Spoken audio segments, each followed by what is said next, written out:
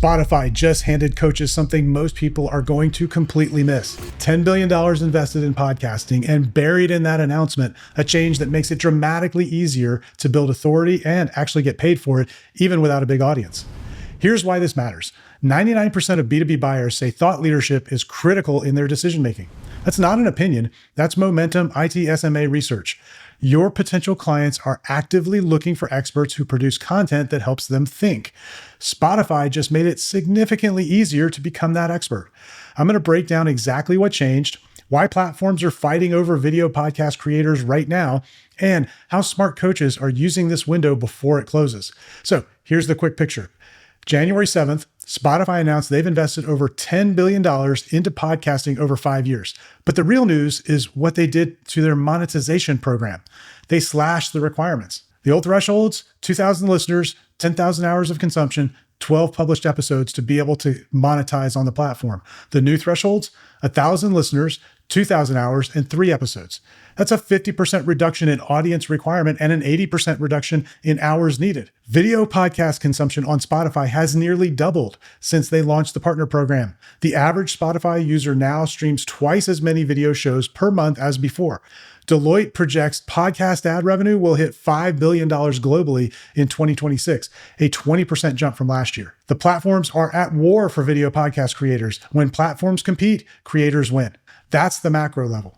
But here's what most coaches will miss, and this determines whether the news helps your business or becomes another thing you scroll past. There's a window that opens when platforms are hungry for creators. Understanding how to use that window is the difference between building real authority and staying invisible. Here's why this matters to you specifically. Whether you're a business coach, an executive consultant, a lawyer, an accountant, a speaker, or any expert who monetizes what you know, your potential clients are making decisions before they ever talk to you. 75% of decision makers say a piece of thought leadership content has led them to research a product or service that they weren't previously considering. They're out there right now consuming content, forming opinions about who the real experts are. Most of them will never reach out to you, not because you're not good at what you do, because you're invisible. And here's the uncomfortable truth. The barrier to visibility just dropped. Your competitors, the ones paying attention, now have an easier path to becoming the recognized authority in your space. The coaches who launch video podcasts now will be established players by the time the platform saturates. The ones who wait will be fighting for the scraps. I've watched this pattern play out before with YouTube, with LinkedIn, with podcasting itself. Early movers build the audience. Late movers build someone else's audience. I call this the platform window cycle. It explains why right now is different from 6 months ago and why it won't last. 3 phases. In phase 1, recruitment, the platform is hungry for content. They're competing for market share. They'll do almost anything to attract creators in, and they'll lower barriers, give you better rates, free tools. They're subsidizing your growth. That's where Spotify is right now. Requirement slashed 50 to 80%, new studios opening in LA, New York, and London, creators reporting 2 to 3x higher revenue per 1,000 views than YouTube. They're desperate for video podcast creators. Phase 2, saturation. The platform has enough creators, competition intensifies, easy growth disappears, the algorithms tighten up, the rules get stricter, and building an audience takes 10x the effort it did in phase 1. Phase 3, extraction. The platform's won. They have the audience, the creators, now they extract more value for themselves. Rates drop, reach gets throttled unless you pay. Creators who establish themselves in phase 1 are fine. Everyone else is fighting for visibility. Think of it like real estate. Phase 1, you're buying property before the neighborhood gets discovered. Phase 2, you're buying at market rate. And then phase 3, you're renting from someone who bought in phase 1. Spotify is in phase 1. They're recruiting. The ones who thrive aren't necessarily better at coaching or consulting or whatever they do. They're not smarter. They don't have more credentials. What they have are assets that build authority while they sleep. When a potential client researches who to hire, they're not comparing methodologies.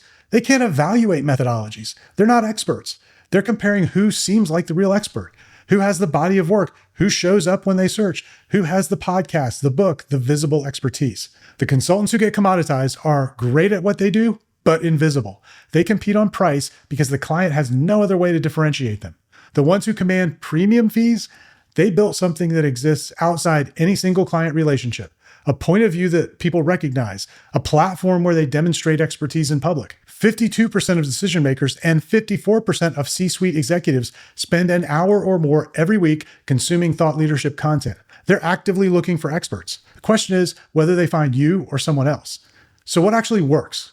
Smart coaches are building what I call tangible authority assets, something that demonstrates expertise in public that works 24/7 and compounds over time. Here's the principle that I've seen proven out over and over again. The experts who win aren't the ones with the best methodology. They're the ones who remove friction between their expertise and their audience. They make it easy for potential clients to find them, trust them, choose them before the client starts actively searching. Edelman and LinkedIn research confirms it. Thought leadership content is more trustworthy for assessing capabilities than marketing materials and product sheets. People trust what you give away more than what you sell. This is the exact approach we use with our clients. We help them build authority assets that work while they focus on serving clients. The experts who have an asset working for them attract different clients, pre-sold clients, clients who come in already trusting them, clients who don't price shop. Spotify just made a $10 billion bet that video podcasting is the future of how experts build audiences. They're in recruitment mode, barriers low, opportunity high. But a podcast is just one piece of the authority puzzle. The tangible asset, a book, is the other. Working together, you become the authority in your space. But the big question is, how do you build this tangible authority that attracts premium clients without spending the next year writing your memoir? That's exactly what I break down in this next video. How we help experts build that authority asset in 90 days, not by teaching you how to write, but by extracting what's already in your head and turning that into something that attracts clients. You'll see how the extraction process works, how we structure it so the asset pre-sells your services, and why we back it with an ROI guarantee. Watch that one next.